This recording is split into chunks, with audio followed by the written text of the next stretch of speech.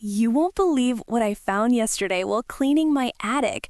Our old elementary school yearbook from 5th grade. No way! I've been looking for mine for years. Do you remember Mrs. Henderson's science class? Oh my goodness, yes! She made us build those volcano models, and yours exploded all over the classroom ceiling.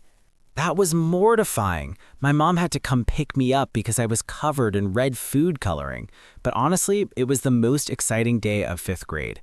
I still remember how patient she was about it. She didn't even get angry, just laughed and said it was the best eruption she'd ever seen. What else is in that yearbook? Any embarrassing photos of me with that terrible haircut my dad gave me? Actually, there's this amazing picture of our whole class at the winter fair. We're all standing by the ice skating rink, remember? That was the day Tommy broke his arm trying to impress Sarah, wasn't it?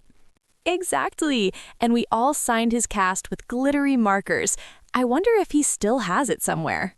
Those were simpler times. No smartphones, just actual conversations and making up games during recess. We spent hours playing that elaborate pretend game where we were explorers discovering new continents behind the gymnasium. And Mrs. Chen, the lunch lady, would always give us extra cookies when we helped clean up the cafeteria. She was so sweet. I ran into her at the grocery store last month, and she actually remembered us. Really? That's incredible after all these years.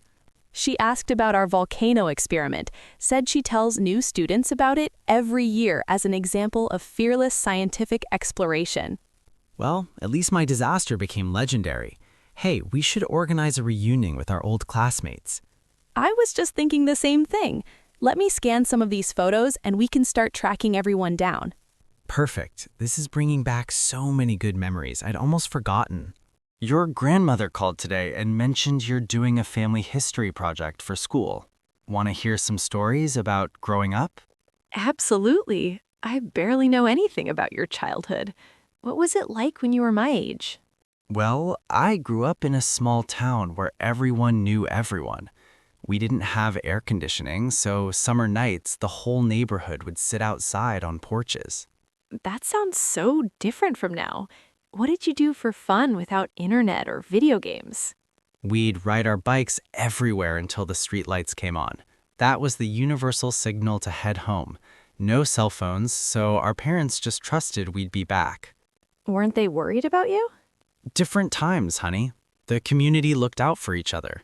If I did something wrong at the park, Mrs. Sullivan would call my mother before I even got home. That's kind of scary, but also sweet. Did you have a best friend? Marcus lived 3 houses down. We were inseparable from age 6 until we graduated high school. Built a treehouse together in his backyard that took us an entire summer. What happened to him? Do you still talk? He's actually your Uncle Marcus. We've been best friends for over 40 years now. That treehouse, his son uses it now. No way. I had no idea Uncle Marcus was your childhood friend. The best kind of friendship. We've been through everything together. First days of school, first heartbreaks, weddings, and now watching our own kids grow up. What's your favorite memory with him? The summer we were 12, we decided to start a lawn mowing business. We made flyers, went door to door, and actually saved enough money to buy walkie-talkies we'd been wanting. That's so entrepreneurial. Did business go well? Until we accidentally mowed over Mrs. Patterson's prize flower bed. We spent 3 weeks doing extra chores to make up for it, but she forgave us and still hired us the next summer. I love that she gave you another chance. People were more forgiving of childhood mistakes back then. They understood that's how we learned. Every error was a teaching moment, not a catastrophe. Can you tell me more stories? I want to include this in my project. I'd be honored. Let me grab some old photo albums, and I'll tell you about the time we tried to dig a tunnel to China in the backyard. Mom just sent me a photo from when we were kids. The one where you cut your own bangs the night before school pictures. Oh no, please tell me she's not sharing that on social media. I looked absolutely ridiculous.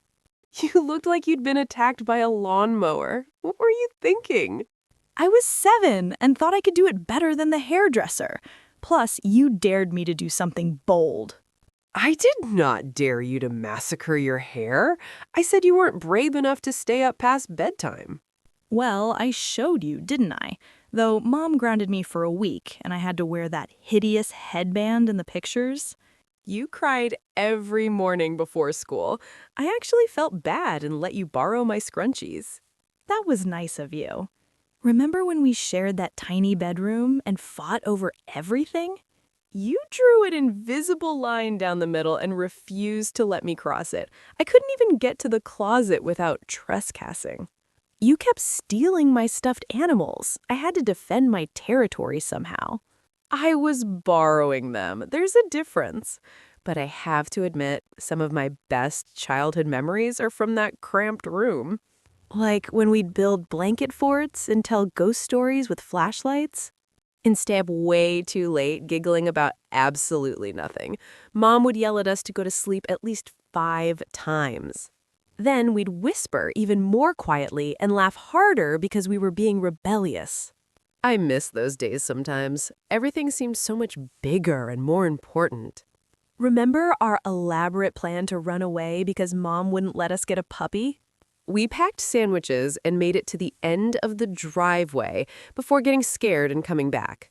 And Mom was standing at the door, trying not to laugh, asking if we'd reconsidered.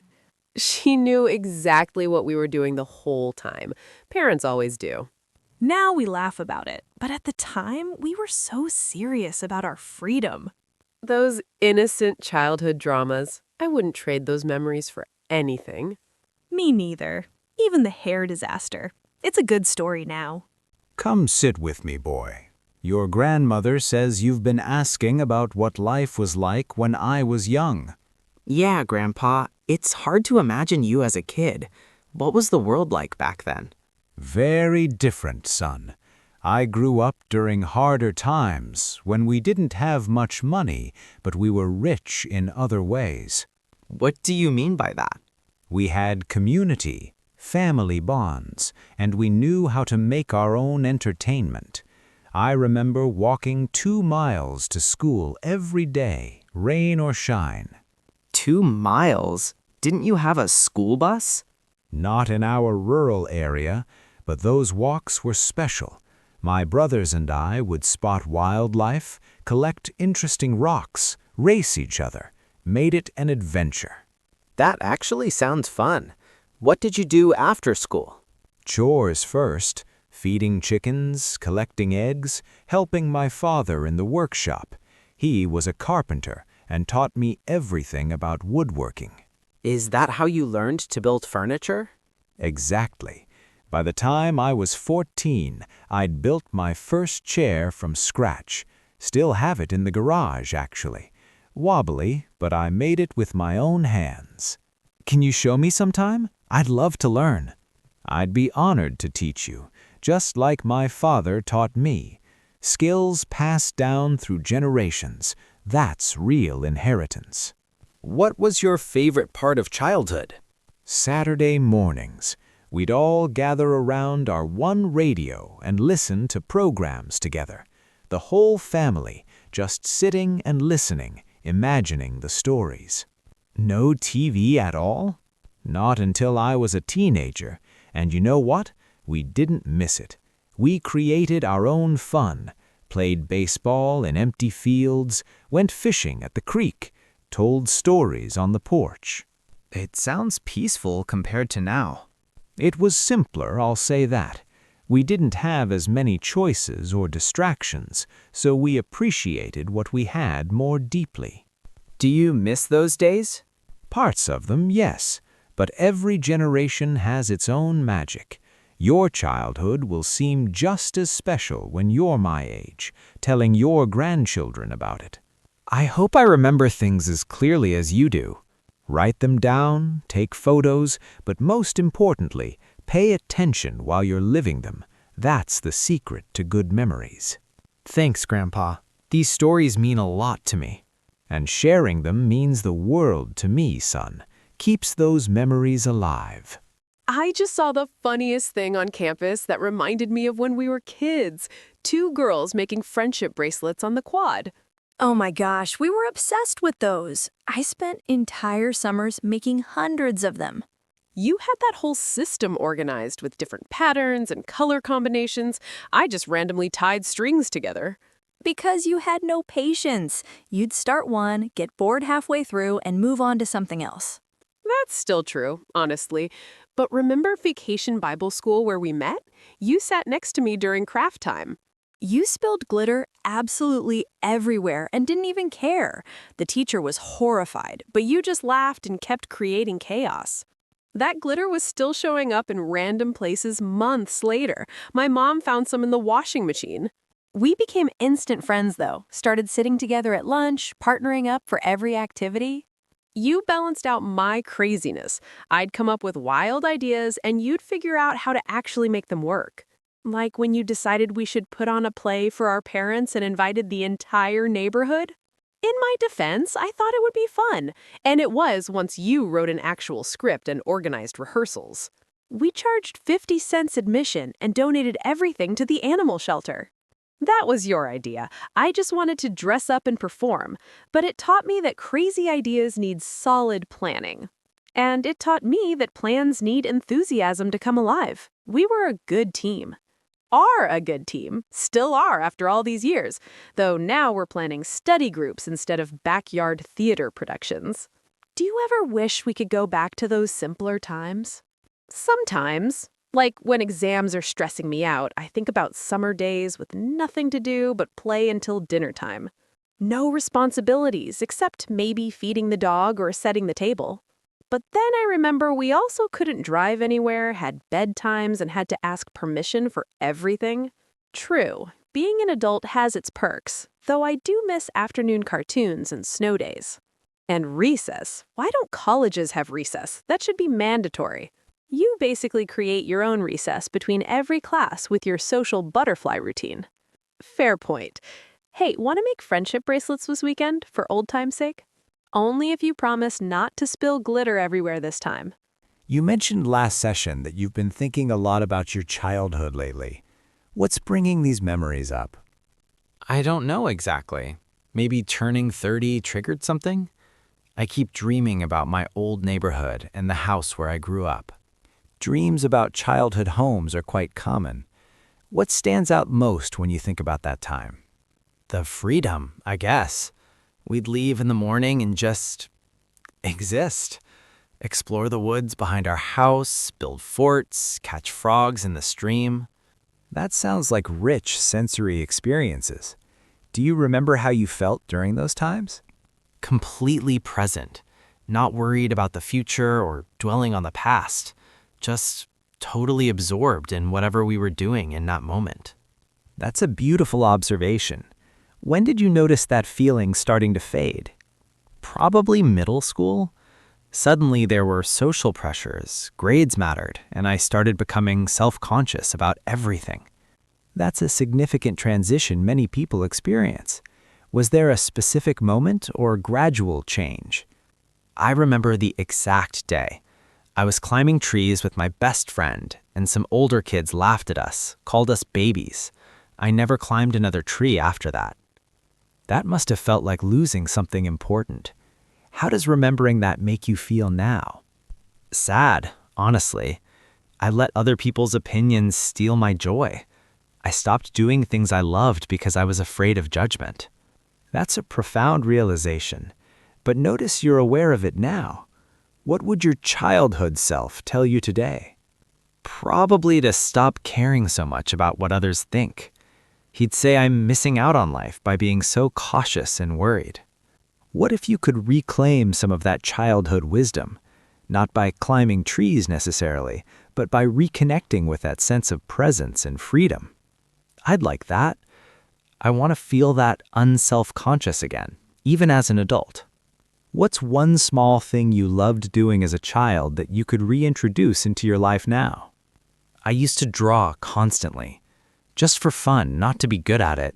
Filled notebooks with silly cartoons and imaginative scenes. And you stopped because? Someone told me I wasn't very talented, so I quit and convinced myself I wasn't creative. One person's opinion became your truth. What if you started drawing again, not for anyone's approval, just for that feeling of absorption? That actually sounds really appealing. No pressure, no audience, just creating for the joy of it. Our childhood selves often know things our adult selves forget. They understood play, curiosity, and authenticity before we learned to overthink everything. I want to reconnect with that part of myself. It feels like recovering something I lost without realizing it was gone. That's excellent awareness and a wonderful goal. Let's explore ways to nurture that reconnection. Thank you for agreeing to share your story for our oral history project. Can you tell me about your earliest childhood memory? I remember the morning we left our village. I was 6 years old, holding my mother's hand, watching our house disappear as we walked away. That must have been frightening for such a young child. Did you understand what was happening? Not really. My parents said we were going on an adventure to a new land where opportunities grew like flowers. I believed them because children trust their parents completely. What do you remember most vividly about your childhood before leaving?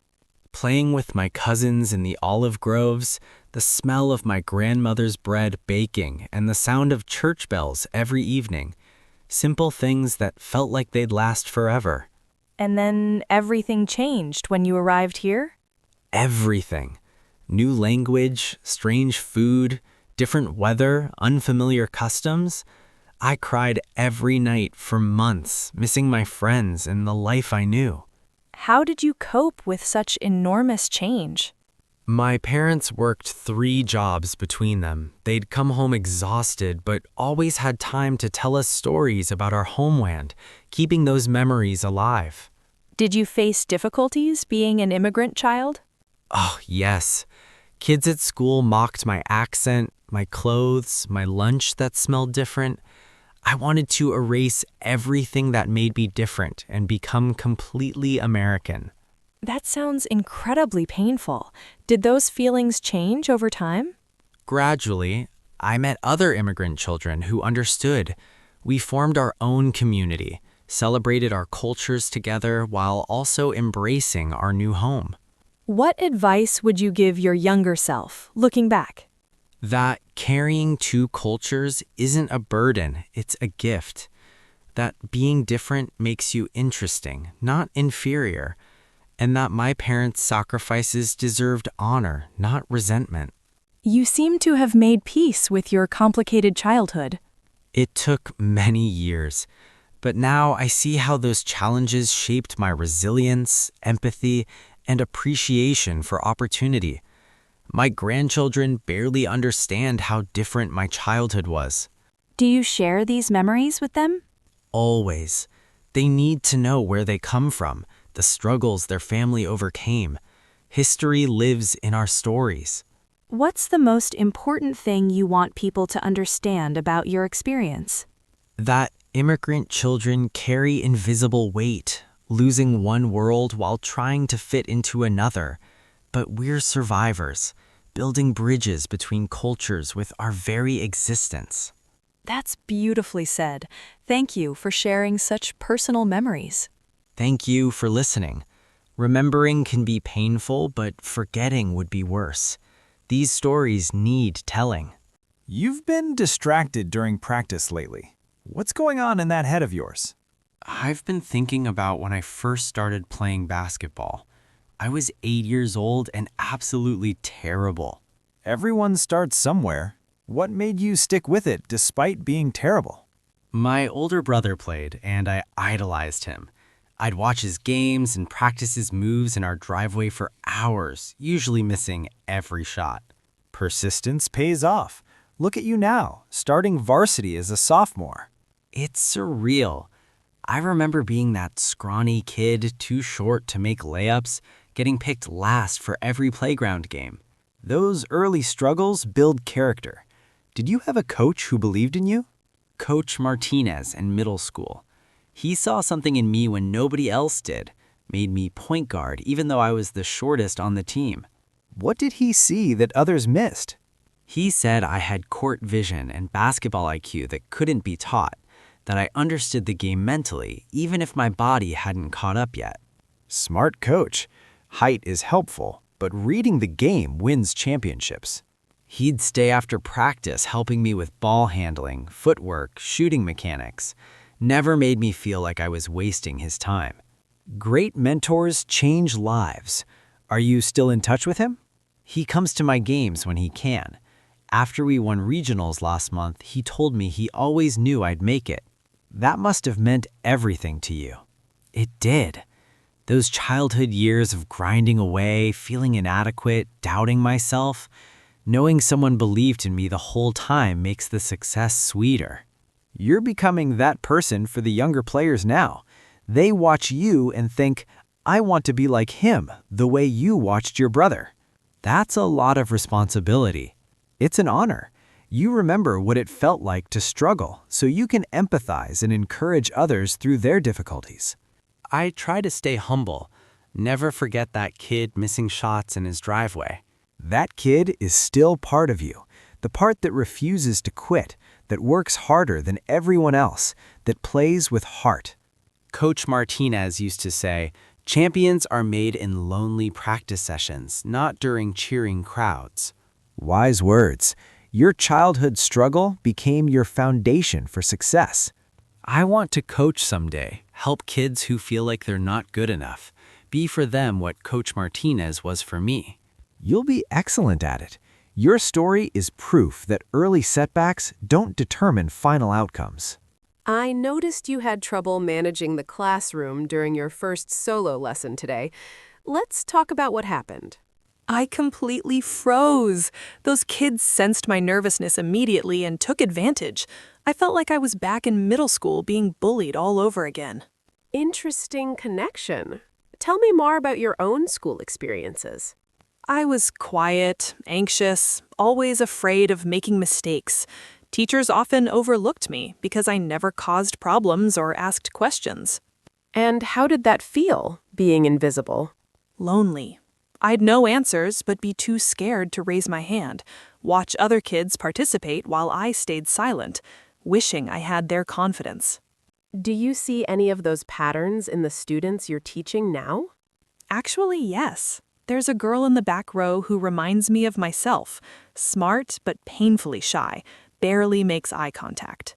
Exactly. Your childhood struggles give you unique insight. You can recognize students who are struggling silently because you lived it.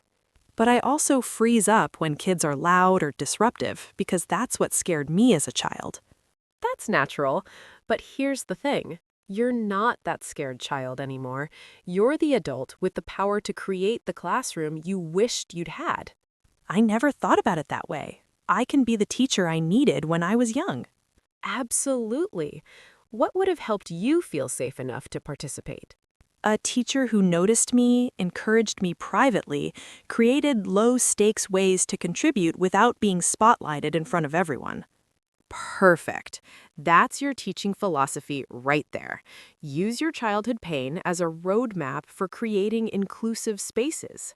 But what about the disruptive kids? I still don't know how to handle them. They're often acting out because they're struggling in ways they can't articulate. Some of my most challenging students became my greatest successes once I understood what was really happening. I just remember those kids making my school years miserable. And now you can break that cycle. Show them that boundaries and compassion aren't mutually exclusive. It's weird how much my childhood still affects me. I thought I'd moved past all that.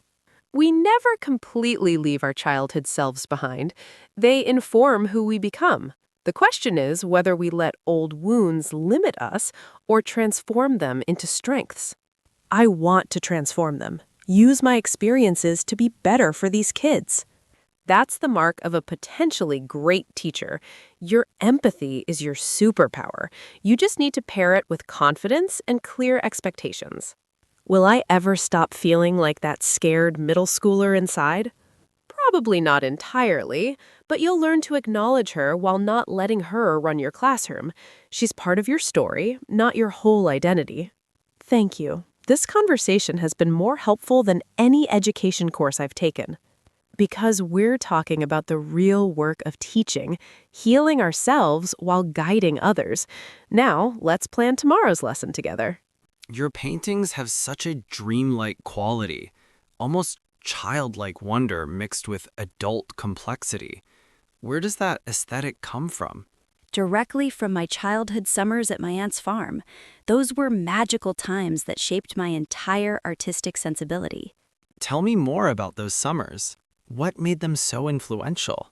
Everything was vivid and alive, running through sunflower fields taller than me, watching thunderstorms from the barn, collecting fireflies in mason jars at dusk. Those are intensely sensory memories. Do you consciously channel them into your work? It's more unconscious now, but when I paint, I'm trying to capture that feeling of wonder when everything felt new and full of possibility. Before cynicism and experience complicated things? Exactly. Children see with fresh eyes. They notice colors, textures, and patterns adults have trained themselves to ignore. Do you remember the moment you first felt like an artist? I was 7, painting with watercolors on the farmhouse porch. My aunt looked at what I'd made and said, "You see the world differently, don't you?" Nobody had ever validated my perspective before. That recognition must have been powerful. Life-changing. She gave me permission to trust my vision, to believe my unique way of seeing had value. Was your family supportive of your artistic pursuits? My parents wanted practical careers. Doctor, lawyer, teacher. Art seemed frivolous to them, something you did as a hobby, not a life. How did you navigate that conflict between their expectations and your passion? Painfully.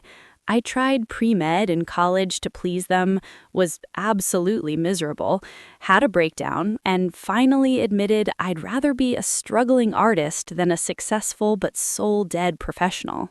That takes tremendous courage. Did they eventually understand? It took years, but when they saw my first gallery show, my mother cried and apologized for not supporting me sooner. She said she finally understood what my aunt had seen.